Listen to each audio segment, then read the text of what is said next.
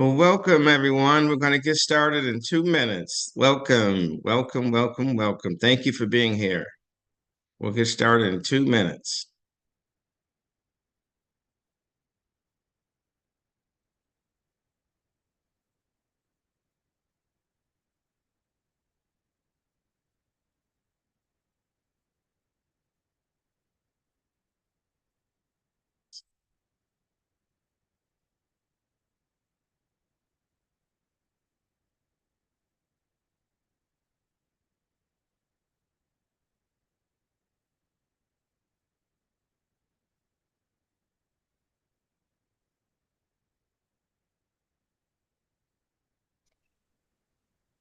Good morning, Antoine. Good morning, Donna Hurley. How are you doing? I'm good. I'm good. Glad you can make it. Me too. All right, we're going to get started in 30 seconds, everyone. Everyone can mute their phones and all that good stuff. You can keep your camera on if you want, but just please mute it so we don't have to mute you. Um,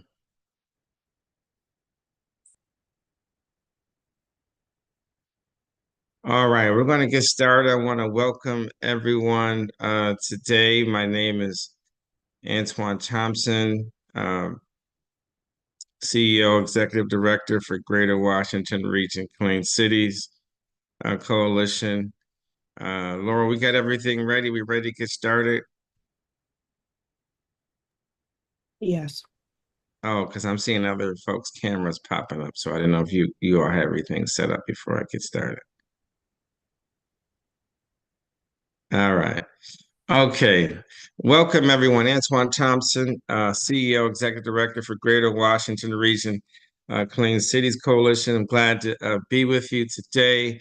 We're going to have a good discussion on Dr. King and also on environmental justice and connecting the dots on the role that historic role that he played, but also historic role of transportation, energy, and environmental justice in our country. We've had a number of conversations around this over the years, and so I want to make sure today that we continue that conversation. We will also be holding a environmental justice summit in in June in Washington, D.C. So that's a great opportunity for you all to participate in that great event, which is coming up as well. I wanted to just take a moment for those who may not been may be new to us. Uh, we are Clean Energy, Clean Transportation Organization, one of 75 clean city organizations that span from here to Hawaii. We are a standalone nonprofit corporation, and we cover DC, Northern Virginia, and parts of Maryland, and we're actually expanding to Baltimore, Maryland as we speak. So glad to be here with you today. As always, have some housekeeping items. Just want to quickly make some announcements before we get into the subject at hand. We're going to have a couple of speakers today. I'll set it off with I want to share some insight with you on some of the things that Dr. King talked about around environmental justice and leadership. Then we go right into our speakers, and then we'll have some questions and things about what we can do. Just really quickly, tomorrow, January 17th, 11 a.m., we'll have our annual kickoff, annual report kickoff. We actually collect data from a lot of fleets and transportation organizations in the region, and we send that report to the U.S. Department of Energy. So we look at all the different investments and transportation and buildings that people are involved with in 2023. And then we send that report to the U.S. Department of Energy. So if you know public or private fleets that are doing some great work and making good investments, doing workshops, seminars, using different fuels, everything from propane to biodiesel, electrification, hydrogen, et cetera. let us know, and so we can get those good investments and trainings and workshops that you've been involved with in our annual report. And that's free. It doesn't cost you any money for that. We also have a workplace charging webinar coming up on January 25th at 11 a.m. Many of you, I see a lot of employers on the call. We want you to take the pledge that one day you will offer workplace charging for your workers. We want you to take that pledge. Just by signing the pledge, you get a $250 donation to your organization. So sign up for that as well. We will also have our annual kickoff reception at Pepco Edison Gallery on February 21st from 6 to 8 p.m. And so I do see Mr. Ellis on for Pepco. Thank you for your hospitality. We are looking for sponsors for that event. So you can reach out to me or Laurel in our office on how you can sponsor that event as well. And we'll put the sponsorship packet in the chat too. I want to mention for all the golfers or inexperienced golfers out there, we actually have a golf clinic and a golf tournament on June 27th at Oak Creek Golf Club. It's the Ron Flowers annual scholarship golf outing. Ron Flowers is was the first executive director of our organization, longtime leader for clean energy and clean transportation and environmental justice. And so we will be hosting that event. And it's a great opportunity. Part of the proceeds go to college students. Last year, we gave out 3 or 4 scholarships. We're looking to do more this year. So make sure you participate in the golf tournament, whether you're a novice or you are an experienced golfer. All right. So I want to show a couple quick slides for you before I go to our speakers. Let me log on here. If you can allow me to share my screen, Laurel. Okay, let me see. I still can't share my screen. Okay. Try All right. All right. Let me see here. So I just wanted to just show you all a couple quick slides. All right, on Dr. King, and then we'll get into some other items here. But Dr. King was a person who really dedicated himself to justice and equality. And when we think about environmental justice, which was about fair treatment and the meaningful involvement of all people, regardless of their race, color, sex, national origin, or income. And when we think about the implementation and enforcement of environmental laws and regulations and policies, it gets at the heart of what Dr. King represented. And oftentimes, we don't connect the dots on some of the great things that Dr. King was involved with. But I wanted to share a couple of things. One thing that's really important is that, as you all know, Dr. King was very involved with the Montgomery bus boycott. And oftentimes we kind of downplay the environmental benefits of that. We think about the fact that African Americans had to go through the back of the bus, but that was not just a issue about equitable, equal access to the bus, but also the impact on public health and the struggle for people to have access to transportation. And when we get into the conversation later, I'm going to share with you that one of the things that has always been, transportation has always been a way to divide communities, not only from access to transportation, but where transportation is situated, deployed, the way investments are made, and we'll have some more conversation about that in a little bit. Just a couple quick quotes. He says, "Our lives begin to end the day we become silent about the things that matter." He also said, never be afraid to do what's right, except especially if the well-being of a person or animal is at stake. Society punishments are small compared to the wounds we inflict on our soul when we look the other way.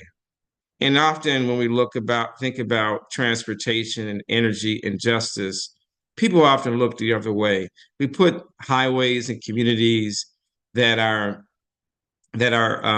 more vulnerable, not as strong, may not have the same political, economic power for expediency's sake. And we'll talk a little bit about that. It really boils down to this point that all life is interrelated. We are all caught in this inescapable network of mutuality, tied into a single garment of destiny. Whatever affects one's destiny affects all indirectly. And you often see a lot of environmental communities, when they talk about environmental justice, they use that quote because what pollution doesn't stop in one neighborhood, it expands. Although some people are more impacted, the fact of the matter is that when people suffer from high rates of asthma and other things in one community, that transitions to and impacts people in schools and the economy and others as well. The last couple of quotes I just wanted to share with you that I think they're really important today. Injustice anywhere is a threat to justice everywhere. We've heard that, but I also want you to hear this quote that you probably don't hear. These two quotes you probably don't hear a lot. For the true nature of things, if we rightly consider every green tree is far more glorious than if it were made of gold and silver. That's an incredible statement because we're often in this environment where money trumps or beats environmental protection. When we talk about transportation and energy burdens on people, and we talk about the health impacts of bad transportation, energy, and environmental policies, we often want to say what's good for the dollar or good for the people that are more well-heeled, and what's good for business is better than what's better for the environment and for working people and the voiceless. And you can have both. You can help people be economically prosper, but do it in a sustainable and equitable and environmental justice friendly way. This is the last quote I want you all to think about is, which I really love this quote here. "One cannot be concerned just with civil rights. It's very nice to drink milk and an unsegregated lunch counter, but not when there's plutonium-90 in it, and that's a radioactive material." So when I thought about this quote the last couple of weeks, it really reminds me of a lot of conversations I've had over the years with people who said that you should just be happy that we're doing something in your community. You should just be happy if we're building housing, whether it's substandard, it's not energy efficient. You should just be happy that buses are even running in your area and they don't have to take a jitney service or whatever. You should just be happy that we're putting a highway in your area. It doesn't matter if it's killing your people. You're going to have more high rates of asthma. You should just be happy that you can get on the bus. It doesn't matter if it's powered by diesel or if it has renewable energy. You should just be happy that you got a job. It doesn't matter if that job is safe, if the job is killing you, if you're a bus driver, or if you are doing other things. And I want to end by saying that one of the reasons the day before Dr. King was assassinated, when he was about to be assassinated, he was in Memphis, Tennessee to fight for workers' rights because the workers were working in very bad conditions and the sanitation workers. So he was always committed to environmental justice, workers' rights, and transportation justice. So I just wanted to share those couple comments with you all before we go to our speakers, okay? All right. So hopefully that was insightful for you all. Wanted to share those comments, those quotes for you. Next, I want to go to Patrick Patrick Rogers. Patrick graduated from Howard University with a bachelor's degree in chemistry and later graduated from the University of California with a PhD in chemistry, working on the interface of chemistry and biology. Currently, he works as a toxicologist at the Environmental Protection Agency.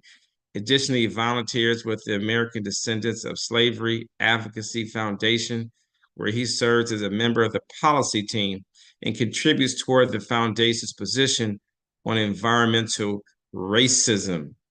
All right, so I want to bring up Patrick, then I'll come back up, and then we'll bring the dynamic um, Kelly Crawford up.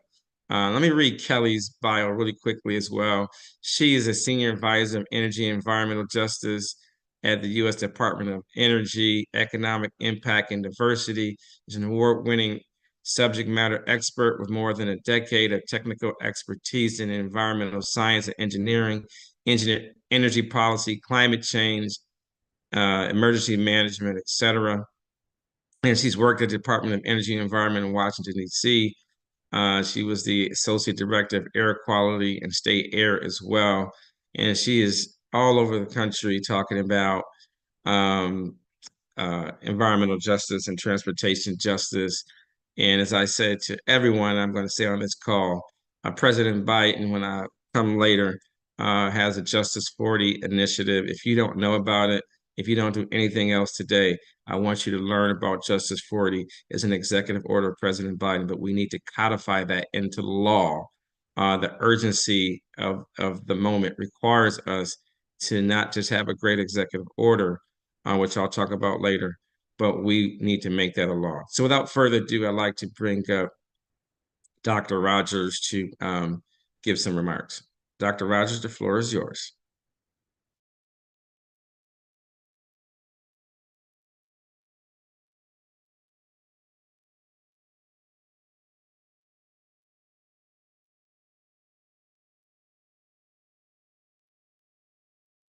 Good morning, everyone. I would like to thank each of you for taking time from your schedules to attend this webinar, and I would like to thank the organizers for the opportunity to be a panelist for this webinar. For my talk today, I wanted to provide an overview and highlights of environmental justices to Black communities across the United States.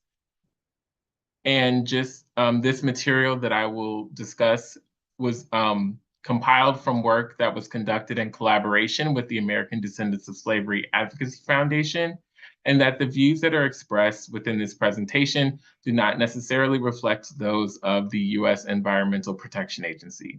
Next slide, please.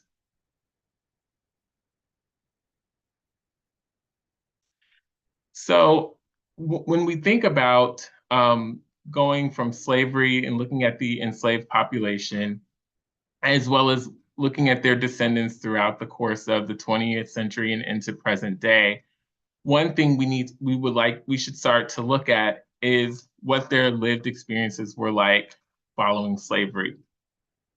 While we rejoice at the end of the institution of slavery following the Civil War, one thing that is important to look at is the life by which the enslaved were able to live.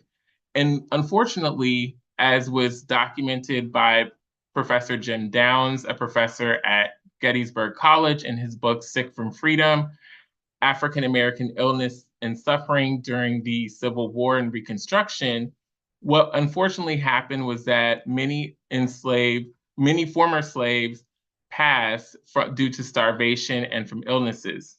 An example from the article that was written in The Guardian shows that Joseph Miller, who was a former slave, came with his wife and 4 children to a slave refugee camp within the Union stronghold of Camp Nelson in Kentucky. And in exchange for food and shelter for his family, Miller joined the Army.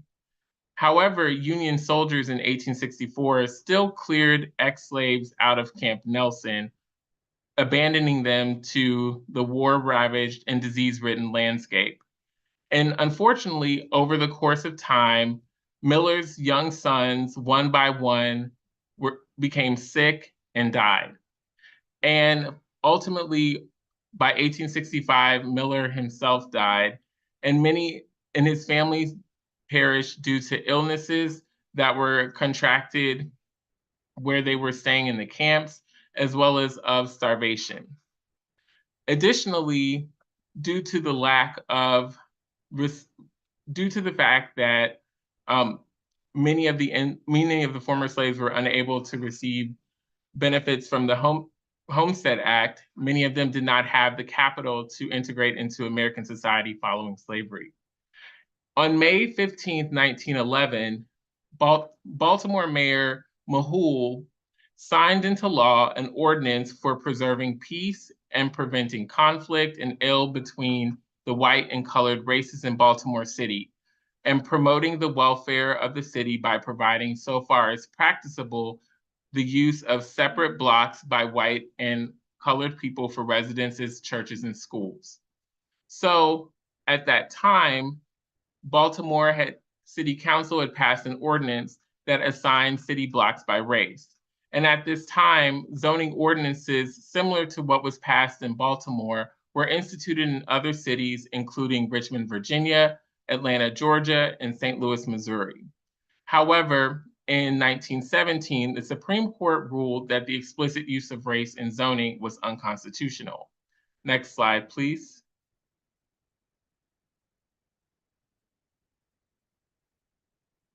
While the Supreme Court ruled that the explicit use of race was unconstitutional, legislators and city planners found ways to circumvent this Supreme Court ruling. For example, in St. Louis, Missouri, a planning engineer by the name of Harlan Bartholomew worked with the city to classify buildings within the city as either single-family residential, multifamily residential, commercial, or industrial. And working with the city, he developed ordinances whereby single-family developments would be separated from multifamily, commercial, and industrial developments. What is of importance to note is that at that time, many Black families were housed in multifamily developments. So although not explicitly mentioning race, this ordinance places Black families in close proximity to the regions of the city that would experience high emissions. And this is further documented in Dr. Richard Rothstein's article, The Making of Ferguson, where he walks the reader through from the beginning of the formation of St. Louis through the present day, how these city ordinances and the design of the city played a role into what happened in Ferguson, Missouri, through the unfortunate death of Mr. Michael Brown. Next slide, please. However, what we must know, and through the civil rights movement has shown, is that this quote remains very salient. Where pain and suffering was not a permanent circumstance, we can make a difference. And this was a quote by Dr. Benjamin Chavis, who coined the term environmental racism. In Houston, Texas, in the late 70s, leading into the early 80s, Black residents fought back and sued Southwestern Waste Management in an effort to prevent the installation of a landfill in their neighborhood. During this case, Dr. Robert Bullard, a sociologist at Texas Southern University, was recruited to conduct investigations where he found that Black residents were disproportionately located in close proximity to many of the toxic waste facilities in Houston, Texas. Later, in the early 1980s, in Warren County, North Carolina, following the spill of PCBs, polychlorinated biphenyls, across the highway, there was a discussion and a decision that was made that would disproportionately place Black residents in Warren County in close proximity to the toxic waste of PCBs. In response, Black residents gained national attention by protesting that decision. Although they unfortunately lost, this led to the defining term of environmental racism and the concept of bringing environmental racism to the forefront. And environmental racism is considered to be racial discrimination in policymaking, the enforcement of regulations and laws, and the targeting of communities based on race for toxic waste disposal and siting of polluting industries. Next slide, please.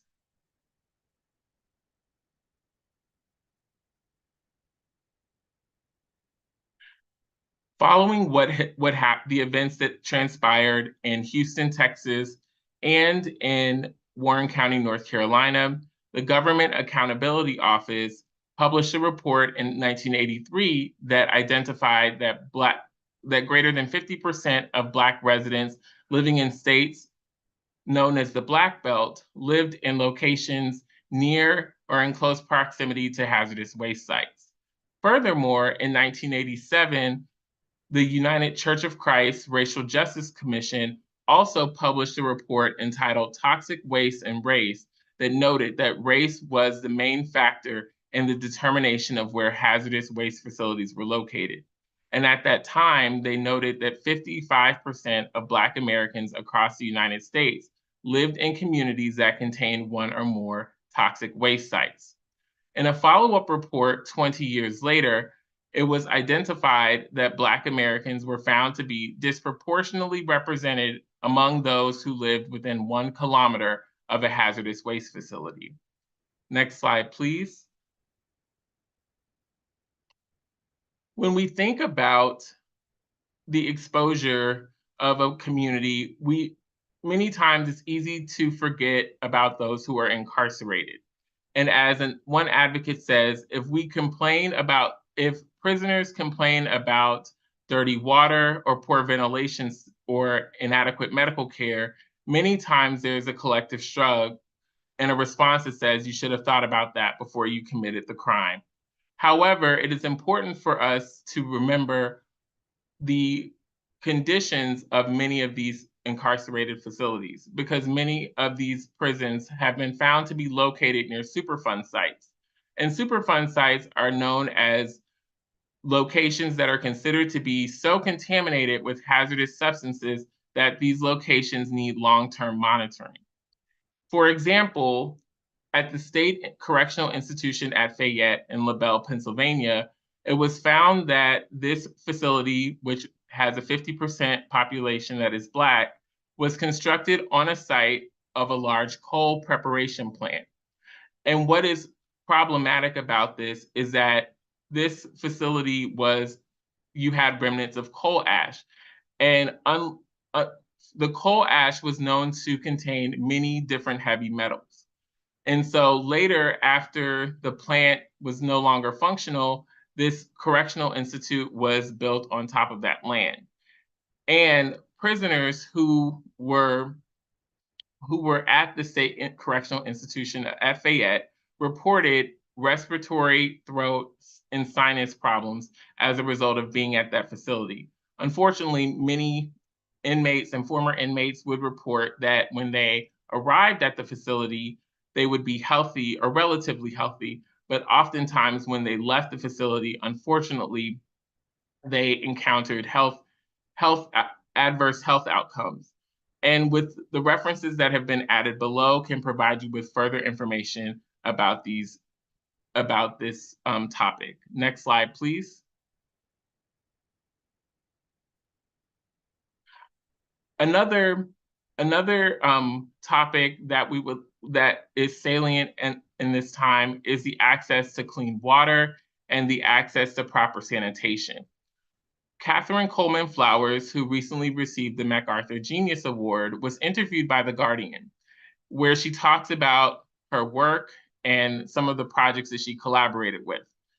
In her discussion in the article published on The Guardian, she talks about when she would bring students from her class in Detroit back to Selma to commemorate the march from Selma to Montgomery. And what she said in the article was that just a few feet away on either side of the route of Selma to Montgomery, Black Americans were still living in atrocious conditions of the sort that Dr. King had railed against. And what she was talking about was that, as you see in these pictures, in Lowndes County and in many communities across the country, we have issues where residents do not have access to proper sanitation. And for example, in Lowndes County and in Centerville, Illinois, or Mount Vernon, New York, and Greenville, Mississippi, just to name a few places, these predominantly Black communities, the residents are at risk for parasitic infection. And for example, in Lowndes County, this is because many Black residents of Lowndes County are unable to afford the septic tanks and thus resort to straight piping to remove the waste from their homes. However, during periods of rain, the sewage can come back into their home, causing residents to live in their sewage and contract parasitic diseases such as hookworm. And it's important to know that hookworm is an infection that is caused by parasites. And once the parasite enters the body through skin contact, it moves through the bloodstream to the heart and lungs. And some of the adverse effects that can occur due to hookworm can cause iron deficiency, memory loss, and cognitive deficits as far as in children, and you can have defects in physical growth and fitness.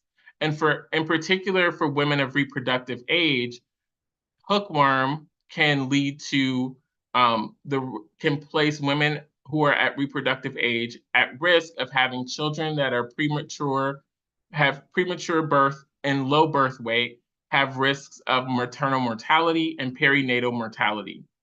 And so also in Jackson, Mississippi, there's an issue with the access to clean water. And so these issues are of great importance. And unfortunately, many of these issues harken back to the way cities were constructed and through issues of how the constructions of cities and to what we see in the present day. So in conclusion, this concludes my remarks, and I would like to thank the ADOS Advocacy Foundation for the opportunity to work with them and complete this work. And I would like to thank the organizers of this moderator for the opportunity to speak. And I look forward to engaging with the audience during the question and answer session. Thank you so much. Thank you. Thank you for that great information. For the sake of time, we're going to have the a webinar go additional 15 minutes today. We probably should have had this as a 2-hour thing. We got a lot of good, smart people, and I want to give some good feedback. I'm going to go through my slides really quick. We will be hosting a full day summit on this subject in June, but I want to share some good teaser slides for you all. All right, and I'm going to go really quick, okay? So just bear with me. All right. So redlining, the good doctor talked a lot about redlining, but I want to share that redlining was the next phase of really institutionalizing segregation in the United States.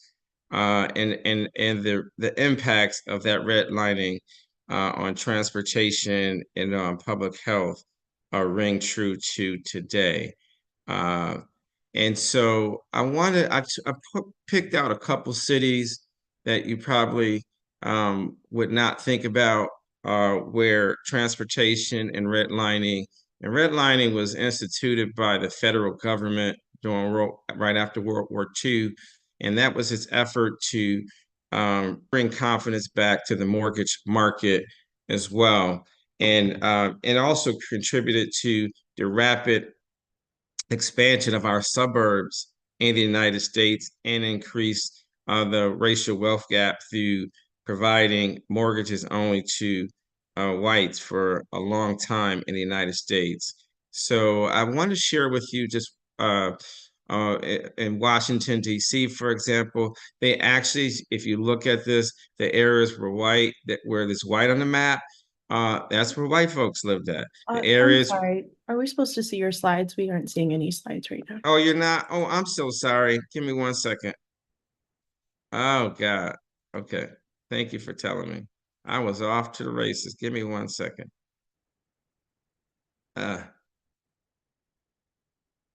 I'm off to the races. I'm just running my mouth and talking. Thank you. Can y'all see my screen now? Yes. Okay. I'm off. I'm like, okay, good. All right. So this is so redlining was played and continues to play a significant role. And there's been a lot of, you can't really understand the impact of transportation and environmental justice without really connecting the dots to transportation, to housing discrimination. So this was Washington, D.C. These are maps, red line maps of Washington, D.C. As you can see here, the white areas, even to today, is where single family, big lots, homes were built. And then you look over east of the river, those areas where the red and blue and yellow, these were actually designed by the federal government. And those areas today, you can see more multi-unit dwellings, higher crime, more pollution, and there's a lot of social challenges as well.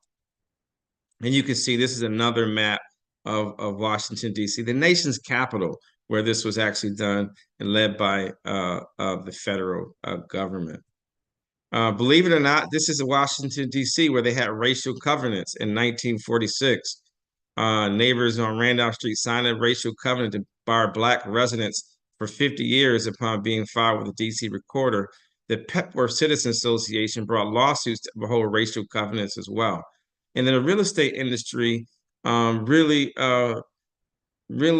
led the charge on this. In fact, the National Association of Realtors had in their bylaws that you cannot be a member of their organization if you sold homes to Black people. And that's why the National Association of Real Estate Brokers, the Black Real Estate Group, was founded, which I used to be executive director of for 6 years. So this was very significant. And I'll make sure I move quickly. I'll pick these next 3 minutes. So housing has always been, and when I share this with kids, this is in DC. This is not in Arkansas. This is not in Mississippi. This is not in Alabama. This is in Washington, D.C. And this is in many communities in the D.C. region and around the country. So this was Philadelphia as well. Philadelphia also had red line maps. Most of your major cities around the country had red line maps, and you can still find those online for any major city in the United States of America. So I wanted to show you some just quick slides of how you connect the dots. So, you know, many people think of Franklin Delano Roosevelt as the guy of the New Deal, but one of the worst things that he did was created this legacy of discrimination in housing that persists today because of the redlining that happened, and the fact that Black and white homeownership was not that far apart in the country, and now it's 30 points a difference. Eisenhower, through President Eisenhower, through his investment in infrastructure and the subsequent presidents, really exacerbated the problem because you put these highways right through neighborhoods. And this one was in DC. The 295 runs right through DC. It reinforced segregation east of the river, blunted growth of emerging Black neighborhoods, increased air pollution and health disparities. Oftentimes, you'll see these pedestrian bridges that go over, and it also separated Ward 8 from the rest of DC. And this story is true for many cities across the country. In fact, this is often a symbol of environmental and transportation injustice in many urban areas. You really don't see these in suburbs, particularly affluent white suburbs. You're really seeing these in first ring suburbs and often in cities where highways ran right through them. For example, this is Philadelphia as well.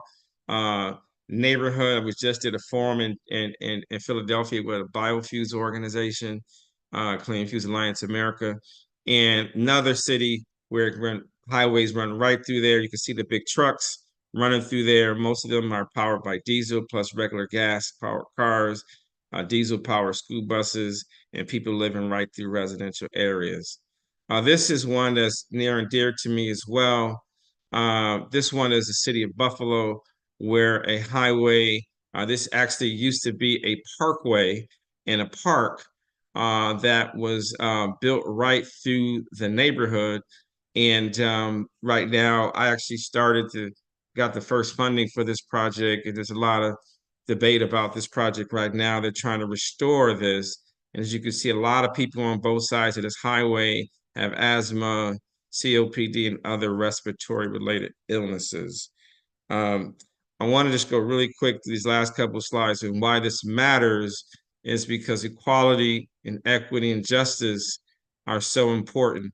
When we talk about transportation and energy, we've got to level the playing fields. If we just put the highways there, and if we just make these investments, some people benefit. But how do we do it in a way that everyone benefits from the change that's desperately needed? And we've got to do what we call restorative policies. And part of the thing through the Reconnecting Communities funding, it's really about reconnecting these communities and restoring communities. Lastly, I want to just go through these two slides, and you will be able to see some of these at another time. But highways and expressways and railroad tracks typically run through minority neighborhoods, factories, bus depots, and service facilities are oversaturated in low and minority neighborhoods. They contribute to high rates of crime and asthma and bronchitis.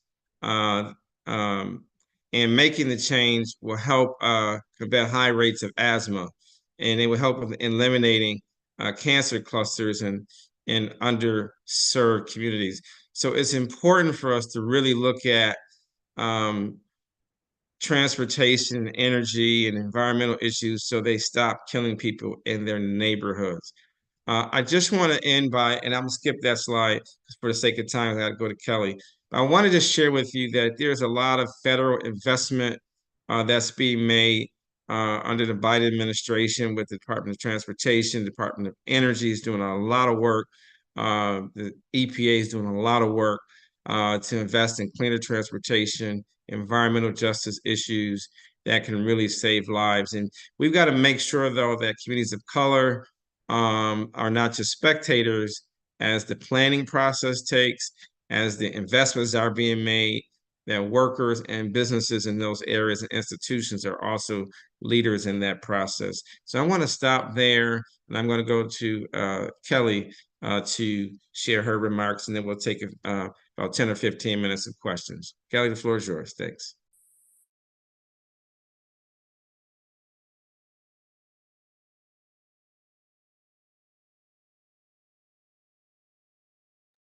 Kelly, you're on mute.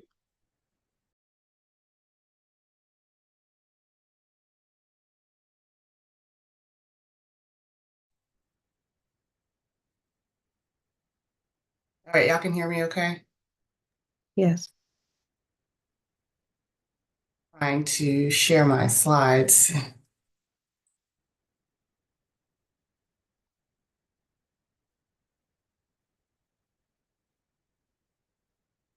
It saying 1, 2.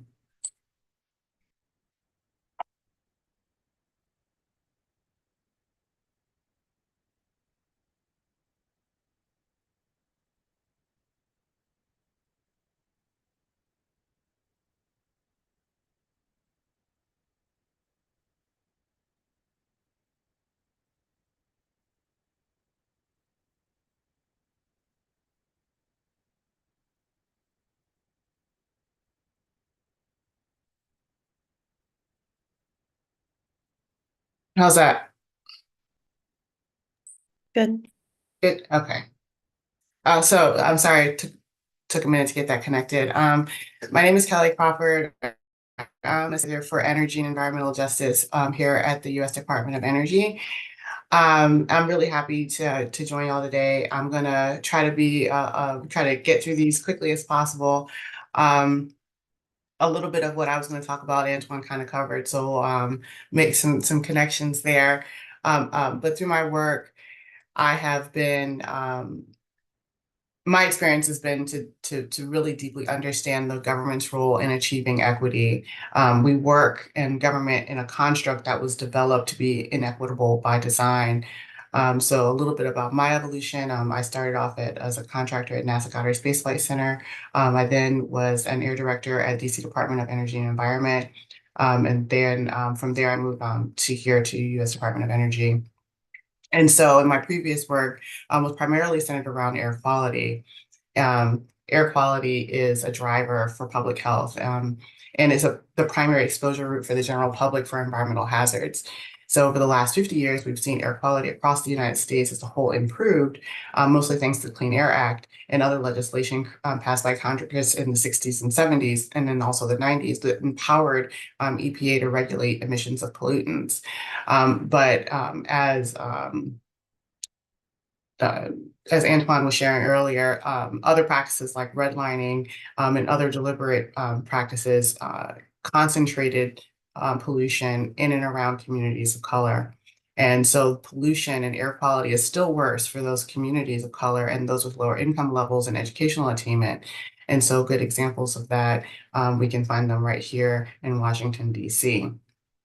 And this disproportionate distribution of exposure is by no means fair. There's an abundance of particulate matter in Black communities that results in communities of color being exposed to much more pollution than they contribute to producing, up to 50% more, while white communities are exposed to less. Particularly particulate matter, which includes coal dust, soot, and other liquids suspended in the air, is usually seen as one of the most dangerous types of pollution. And that leads to unjust disparities in health issues that also impact communities that are also subject doubly with additional or outsized air pollution burdens. They're also more vulnerable to respiratory diseases like asthma, lung cancer, and like COVID. And so in my previous work in DC, we were looking at how are we going to distribute resources? And then it was the resources were coming in the form of the GW settlement money. And so you'll remember that Volkswagen got into pretty hot trouble for installing defeat devices on their vehicles. And so this had two implications, right? It wasn't just that they sold a product that did not meet the technical specifications that they purported that they did, but they were putting cars on the road that were creating emissions in real world conditions that were not reflective of what was expected in testing. And so if you think about how this kind of connects to transportation inequity, the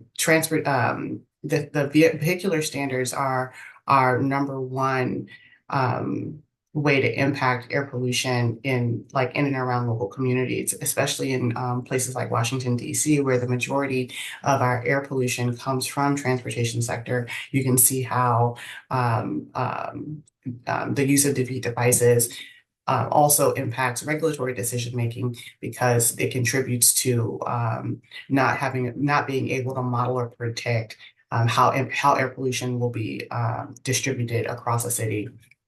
And so in the district, I have this map here. On the left side is this is a map of emergency room department visits by zip code. This is from year 2015. It's from DC's Health Equity Report. And on the left, you see the instances of emergency room department visits for asthma for children in the District of Columbia. And then on the right side, what you have is the racial segregation map of the district. And what you'll see is a pattern that's very, very similar, which is the wards. If you'll remember from the redlining map that Antoine showed earlier, the areas of the district, the upper northwest section of the district where those racial covenants limited limited opportunities for Blacks and other people of color to live in those areas, now currently have better health outcomes when it comes to asthma. And so, in the work that we were doing, and so another thing, just to kind of point out while I have you on this map, if you see where the Anacostia River cuts through DC to the right here, I don't know if y'all can see my pointer, but this is the 295 corridor. And so you'll see that this major transportation corridor that Antoine was talking about runs right through Ward 7 and 8. And it's where a lot of our human health outcomes that are associated with poor air quality are concentrated. So the development of interstate highways and the metro system in the 60s and 70s resulted in widespread dispossession and displacement of communities in the southeast area. And 295 then formed a physical barrier to communities that are living east of this Anacostia River here that are living east of the river. They have this physical barrier that divides historically Black neighborhoods in the northeastern corridor. And so lower income, higher unemployment rates directly correlate with access to public transportation, which then compounds the issues of food access, issues of employment, issues of access to adequate medical care. And so we often talk about the dispossession east of the river, how we can see how that is closely correlated to the transportation inequity and the barrier that 295 serves as. And those who need transportation most are also unable to access it and to use it to access other basic needs. You with me? And so in DC, we worked to address racial inequity starting in 2020 with the passage of a Racial Equity Achieves Results Act. And in this work, we worked with consultants to draft an equity narrative to share the district history from an equity and environmental justice perspective, and to help demonstrate the connection between government-supported racist policies of the past and their impact on current residents and other resources. And so this is, like an excerpt from that narrative, but just kind of highlighting DOE's position as a public agency using public dollars and resources to prioritize and contribute to green and equitable economy, essentially using that position as the public agency to redress some of these harms. This is just some further work that I did to illustrate the disparities between the impact of air pollution in the District of Columbia. This was a case study that I did in collaboration with researchers at George Washington University, including Dr. Susan Annenberg and Dr. Maria Castillo, who was our lead author. And we worked to carry out this analysis of how pollution varied across DC by census block group at very, very high resolution, so that we could use health impact functions to paint a neighborhood by neighborhood picture of air pollution so that we can actually see the disparities in clean air, and offers the district government as policymakers evidence that we can use to start working towards closing the gaps in access to clean air. And so we leveraged using surface pollution, deriving surface pollution from satellite data. So we used satellite data, and also high resolution disease rates from DC Department of Health to look at how within the city the health outcomes that were attributable to poor air quality varied across the city. And surprise, not surprised, what we found were that those air pollution burdens very much followed the trends in the racial segregation of the district. And so what we see is that even in present times, that we're seeing the fingerprints of redlining, where we're seeing public health outcomes that align with the places and spaces where people of color were forced to live. And so I now work at the Department of Energy, and as Antoine said, there's some really exciting things going on right now. In the air quality world, we spend a lot of time measuring and monitoring, and for every penny of monitoring, I'll take for $1 for monitoring, I'll take a penny of mitigation. And a lot of that mitigation is going to come in the form of clean energy, in clean energy in the form of transportation, clean energy in the form of how we power our homes, and then clean energy and how we develop more efficient processes to meet our modern needs. And so just a quick snapshot of the Department of Energy.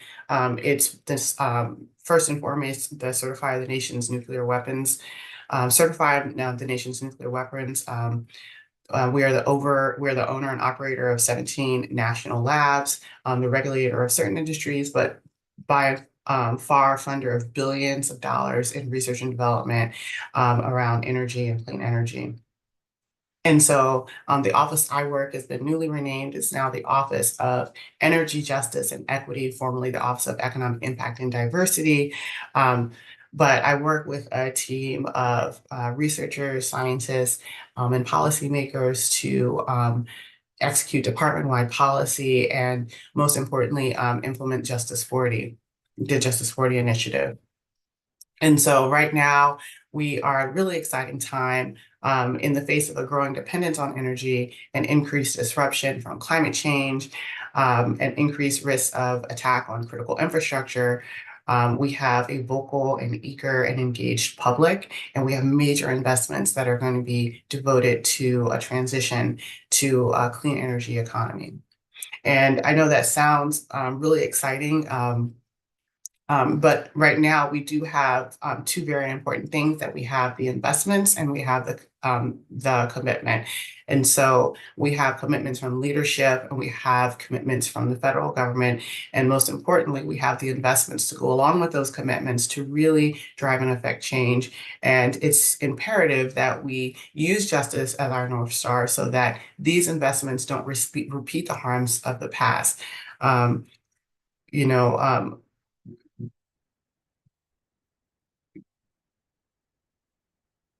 Expansion of transportation is not necessarily a bad thing. The way that it was put into practice did result in irreparable harms to community of color. And so we stand in the space now of being able to lead this historic investment in energy infrastructure and do it in a way that will not double down on the previous disinvestment and will not further exacerbate the harms to communities. And so we're doing our very best to do that.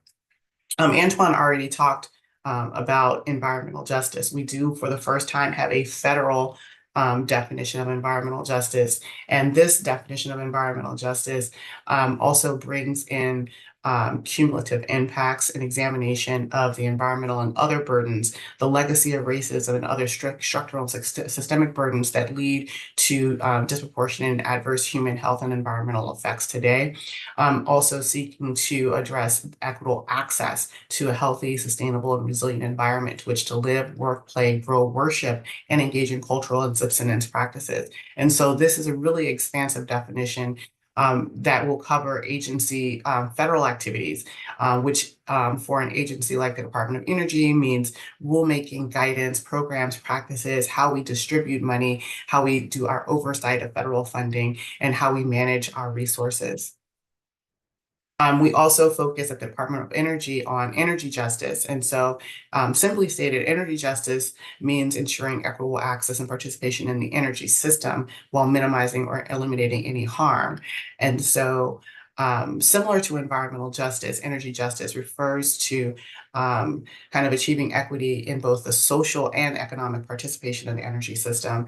And so it centers the concerns of frontline communities, but also aims to make energy more accessible, affordable, clean, and democratically managed for all communities. So it's intimately intertwined with environmental justice and transportation equity. So looking at how our energy system impacts how we move goods, how we heat our homes, how we produce products. The Department of Energy has kind of fingers in all of those different buckets and is at the forefront of developing the solutions to meeting the energy burden needs of the country, while also trying to do that in by by doing the research and demonstration deployment to make commercially available newer technologies that provide that clean energy. And so I'm not sure how we're doing on time. I think I was just gonna skip ahead 2 to minutes, just 2 minutes. so I was just going to skip ahead to what is Justice 40. One of his first executive orders, 14008, tackling the climate crisis at home and abroad, articulates the Justice 40 initiative. And this initiative is what is the backbone to how we are delivering justice through all of these historic investments like the Bipartisan Infrastructure Law and the Inflation Reduction Act. And so this is a whole of government approach that makes it a priority that justice be central to every program, policy, process, and payment that the federal government makes. And we are working to ensure that 40% of the benefits from these investments are delivered to communities that are disadvantaged.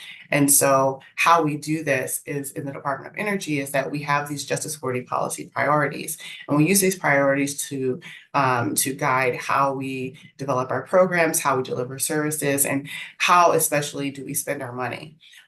Department of Energy delivers billions of dollars in funding for research development, and then with the bipartisan infrastructure law demonstration and deployment of energy infrastructure. And so we're looking for opportunities to decrease energy burden, to increase parity in clean energy technology, to increase access to low-cost capital in disadvantaged communities. However we can to alleviate burden from the energy system on communities of color and those who have been systemically left out of the clean energy economy. And the way that we're doing this primarily not only by incorporating and infusing equity into our programs, but as part of how we deliver funding, we are using what are called community benefits plans. And in these community benefits plans, we are asking project developers at the time of application to make certain considerations as part of the application process. And these these community benefits plans for bipartisan infrastructure law funded programs accounts for up to 20% of the merit of an application. So it's a not insignificant portion of the score on how the project addresses these concepts. And so not only do we, so just to kind of go through what these the sections of those plans are, is we ask them to describe the extent to which a project is able to meet or to bring to realize bringing those benefits to disadvantaged communities. We ask, they're charged with explaining how the project that they're applying for will bring quality jobs to the community that's local or the impacted community in where the project will be located. Talks about how it will ask. We ask project developers to explain how they will advance DEIA, and we also ask them to explain how they will engage with communities and workforce and the extent to which the application or the applicant's project will be viable and mitigate social risk through delivering high quality jobs and minimizing environmental impact. Yeah, we got to go to take some questions in a minute, okay? Did I lose you? Kelly? Yeah. Oh, okay. I was just saying we want to give the audience a chance. So you got a lot of good information. If we can, just wrap up so we can give all these folks waiting to ask you some questions. Yes, no, I was going to say I was going to stop there. Oh, okay. Well, you didn't have to stop there, but okay. You good? Yeah. All right. Cool. All right. If you can stop sharing your screen, then we can get to some questions. I do not know how to do that. Laurel, just take it back from me. Okay. All right. So we're gonna have some questions. Let's put our hands together for these really, really smart people. Thank you. You all were amazing. So I hope that you all will come to our Environmental Justice and Energy and Transportation Justice Summit in June. Kelly, you were there last year, but we're gonna have a whole day on this in June, and we could do a whole panel on Justice 40. So that is a lot of folks on here are just saying, "Hey, this is some really good information." So I want to ask you all. I want to start with, and folks, put some questions in the chat. We're gonna just for this one time, because we normally, if we don't advertise a certain time, we don't go longer. But for today, we're gonna go to 12:30, and we're gonna wrap up around 12:25, 12:28. So I want to give the folks a chance to ask some questions. So put your questions in the chat. But I want to give you all, you know, when we think about each of you, you talked a lot about the role of transportation, the interplay between transportation and housing. And Dr. Rogers, with all the information you have found, what is the one thing that stands out with you on the connection between transportation and housing discrimination? And I would like Kelly, if you could do the same thing. I would say for me, the one thing that stands out is that they are interconnected and that they just the historical connections through that a lot of this goes back to. I think for me, it stands out the fact that this is not something that is a recent phenomenon, that the inequities stem from, you can go back to, like, I think the Homestead Act of 1862 and other ways in which Black and the freed slaves and their descendants were not allowed to participate, and that leading to a lot of the connections to the poverty and the inequities that we see today. Kelly, you want to jump in there? Like you're ready to jump in? No, I mean, I think you could probably take anything and say, especially when we talk about like the infrastructure in our lived environment, that you can see like the vestiges of redlining in it. And so why would housing sector be any different? That's one of the things I kind of like skipped over, that Department of Energy is doing. We have these earth shots, so these big goals that the agency is seeking to pursue. And we got to the last one and we worked on, it was, we were workshopping it as the Equity Earth Shot. What it came out to be is a earth shot that is aimed at lowering energy bills and affordable housings. And one of the things that excites me about this, it's the affordable home energy shot.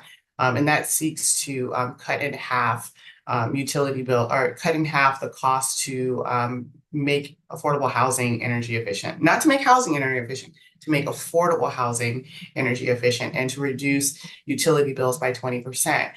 That's huge. And what's most impactful about it is we know that now we get back to the housing discrimination, right? We know that the majority of affordable housing is inhabited by low income and communities of color. And so not only do we have like investments going towards this lofty goal, but we have an earth shot that is going to directly impact disadvantaged communities primarily as the goal. The goal is to impact the disadvantaged communities, not to think about how do we retrofit, multi-million-dollar single family houses to make those energy efficient? How do we make the most difficult, the most disinvested homes energy efficient so that they can reap the benefits, not just of a comfortable home, but the health impacts that go along with having adequately ventilated and insulated housing? Kelly, I want to give you a chance. We did talk a little bit about Justice 40, but if you really, I want you to each of you to give a chance. I want to start with you though. The 1964 Civil Rights Act was a very significant piece of legislation. And then we had later the founding of the EPA in the early 70s. And then in 1994, President Clinton also did a tremendous work around environmental justice policy. And then we fast forward to 2014, 2021 with Justice 40. What are you hoping to see in your significant role as this executive order really having the biggest impact, layer on top of all these other things that we're trying to get it right? What do you see what do you hope to achieve in your role, and how do you see this building on top of all those other things that we're trying to chip away at, these energy, environmental, and transportation injustices over the years? Kelly?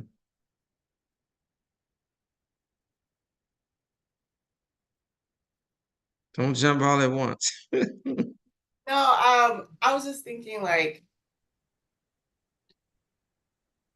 I think right now it's what's durable. There's so much activity going on.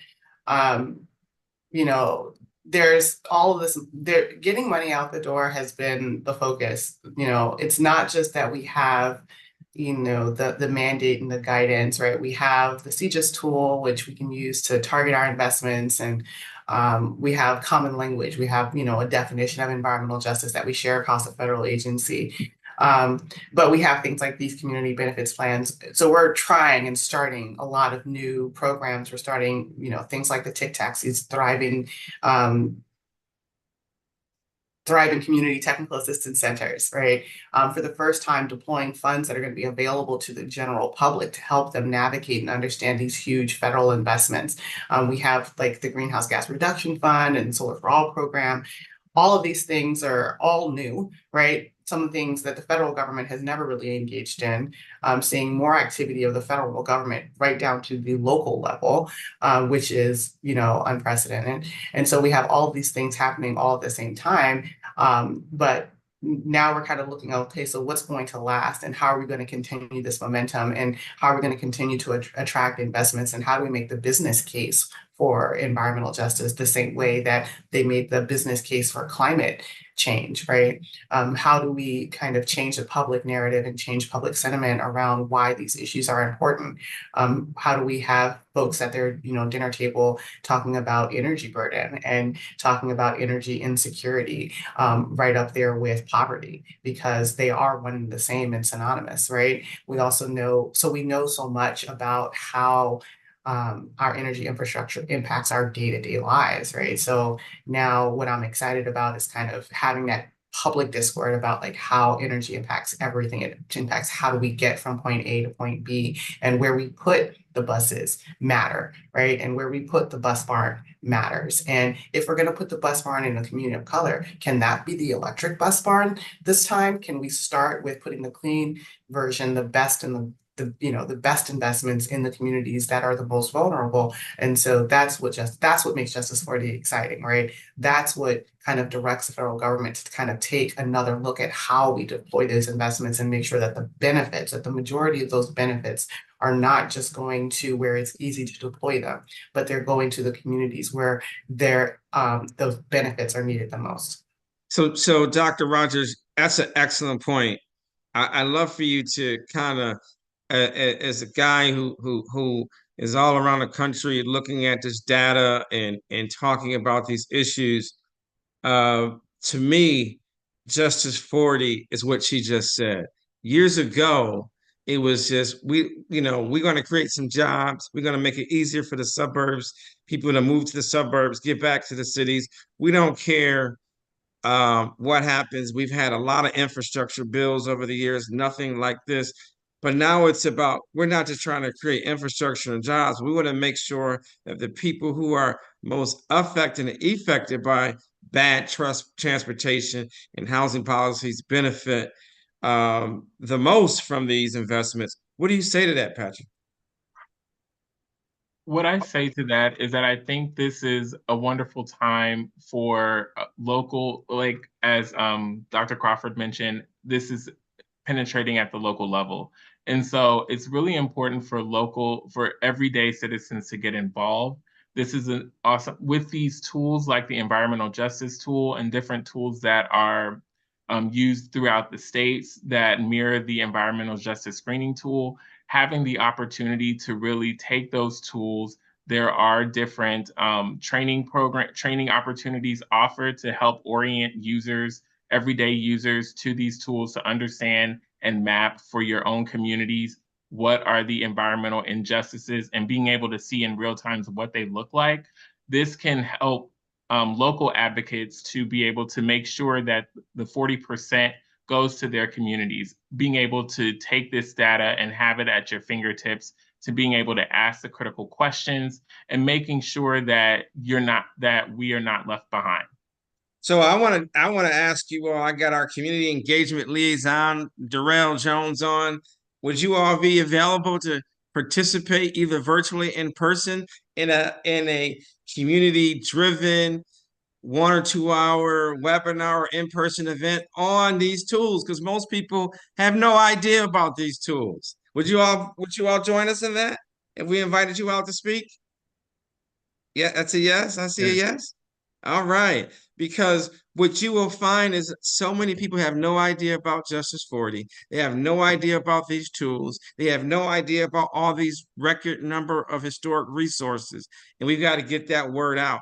Because the other question I wanted to ask you all about is how do we create that sense of urgency to get involved, as you were talking about, Dr. Rogers? So many people are involved with so many day-to-day issues, and it's not that they don't care about these issues, it's that there's so much other things that are sucking the air out of the room. Fortunately, I got an interview later today, hopefully, with a couple of media stations who said, you know what, we've not really connected Dr. King to the EJ movement, right? Our kids have high rates of asthma. Our women and men have high rates of lupus and other respiratory illnesses and cancer and all these things that you two smart people were talking about, but people don't connect the dots. How do we create that sense of urgency? I would say one easy way to create sense of urgency is just to have, I think, through like encouraging people to read articles, and just, I think political advocacy starts with political education and just slowly taking the time to look at what's around you. And a lot of times communities have like needs assessments, and then like reading articles and listening to thought leaders who are talking about these issues. I think for my own personal journey, that with listening to political commentators, and that led me to learn about what was going on in Lowndes County. And several everyday citizens tweeted the congressional representative to ask what was the solution to the issues that were facing that community. And I think those are small steps that we can take to help to galvanize people to understand the impacts of these environmental injustices, and with regards to environmental injustices, and then within the energy sector and climate justice, in transportation, just to make sure that we are being considered in the decisions that are made. All right, Dr. Crawford, you got a PhD now, or you want to give us some couple comments? And before you go, I just wanted to say someone indicated from Chilham, Maryland, that they didn't know. Sister Imani said she doesn't know how she got invited, but she is so excited that she is here, and that because of the snow, she was able to attend. We did have a little glitch today. For some reason, people got locked out, but they can hopefully find us on, you can share this on YouTube, on LinkedIn, Instagram, and Facebook. But Dr. Crawford, Kelly, how do we create that sense of urgency for people that live in all these underserved areas? How do we get that word out with the rank and file person that don't like politics, that's living their day-to-day lives, just trying to breathe healthy and live healthy? Well, so it's not Dr. Crawford, it's just Kelly, but it's crazy that we have to think so hard about getting people to think about these things. You leave your house and you've made a decision to get in a vehicle, and you've made a decision to get into a fuel burning vehicle. And I think about, did you ever see the movie iRobot? And it was like in the dystopian future where everything is clean and the robots are in control of everything. But they pull out an old motorcycle and she gets on it and she's like, this runs on gas, like, are you crazy? Like, that's a society that's gotten to a point where they're thinking about what the fuel source is when they're making like micro decisions. We don't do that. And I don't know how we get us to do that, but like that's one of the things about air quality. I used to joke that like air quality is everything. Every time there's a problem, it's an air quality problem. You know, if there's sewage, it's because the air stinks, because it stinks. That's what's, you know, that is the impetus for the complaint. And so you know, now I feel like, you know, it's energy, it's in the air, right? With all of this historic investments, how can you not pay attention?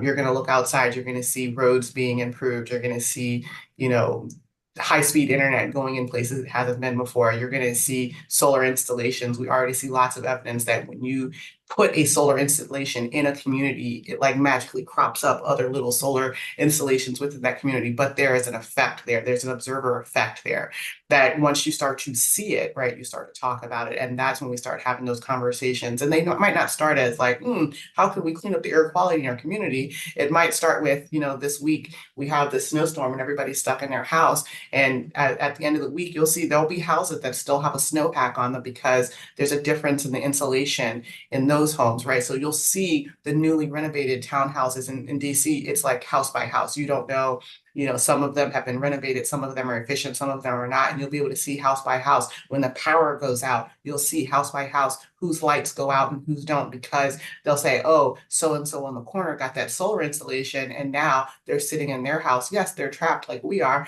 but they still can charge their cell phones and they still have access to clean energy. But then the racial disparities hit you, right? Because you'll start to see who has had the time, the energy, the investment, the capital to make those solar investments. You'll see who is not worried about the gas station closing because they've already transitioned to an electric vehicle. You'll see who is not really concerned about what's going on, you know, with the roads today, because guess what? That metro train is not really concerned about the snow. And so, but who doesn't have access to walking distance access to a metro station, right? Who still lives in communities that, you know, rely on the bus primarily as their form of transportation to connect to that metro station. And what have we done to the areas around our transit centers like Union Station, right? Now we have Union Market there. We see intense gentrification and intense increase in, because now we value living close to metro stations again, where, you know, there was a time where we did not value living close to public transportation, when public transportation was something that was for low income people and it wasn't for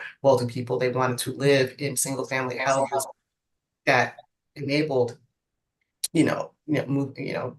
urban sprawl. And so you have all of these, you know, it's just like, so it's crazy to think that we're not thinking about this every single day, because it's how do we get to work? How do we get home? How do we get to our entertainment sources?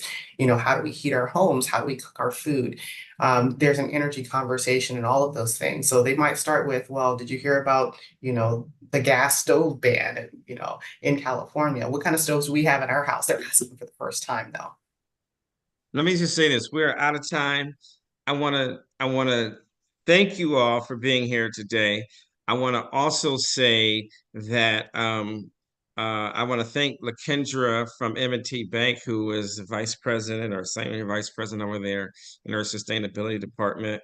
And I want to thank you all for committing that you will go on our road show. I know, Kelly, is easy for you. So we're gonna take this to the road in the region and around the country. And so hopefully, Patrick, you'll be able to, Dr. Rogers, be able to participate in some of these. We want to expand this around the country. Our office has been doing some similar ones like this, but not to this degree, with this level of knowledge and information sharing. So someone, PA Tibbs said, are you answering any questions? Yes, really quick. You can come off mute really quick, Tibbs, and we can take 2 questions before we wrap up, okay?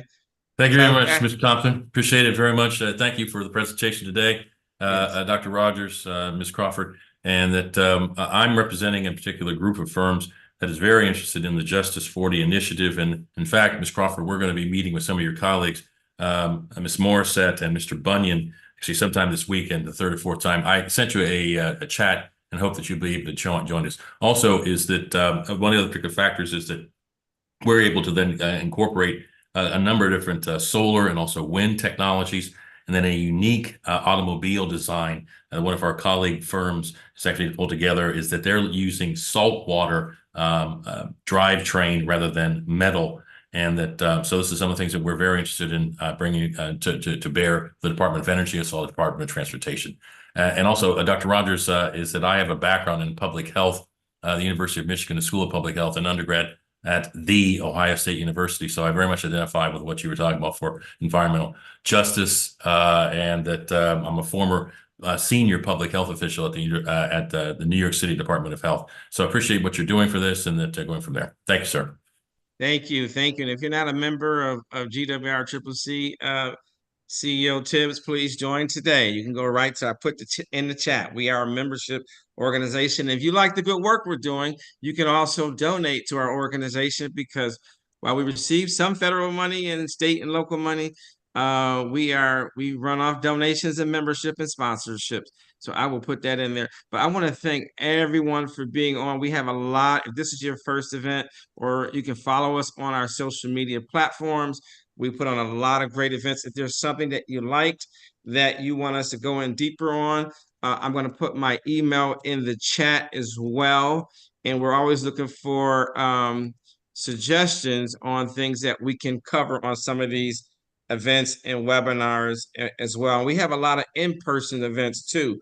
So we're going to take it to the streets, Dr. Rogers and Ms. Crawford. Okay, people want us to do this not only on Zoom, but in some neighborhoods around the region. So we will put together a schedule. Darrell will help coordinate that, and maybe we'll get you out to hit 3 or 4 of those between now and the end of the year. Is that fair? You can do that with us?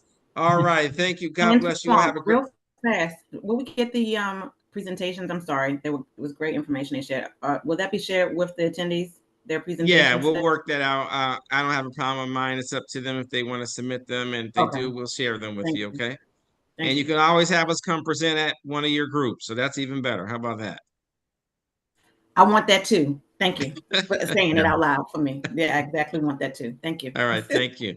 Yeah, Ms. Crawford, just finally, I did send you my contact information, so I hope you respond. All right, you all take care. The time is up. Bye-bye.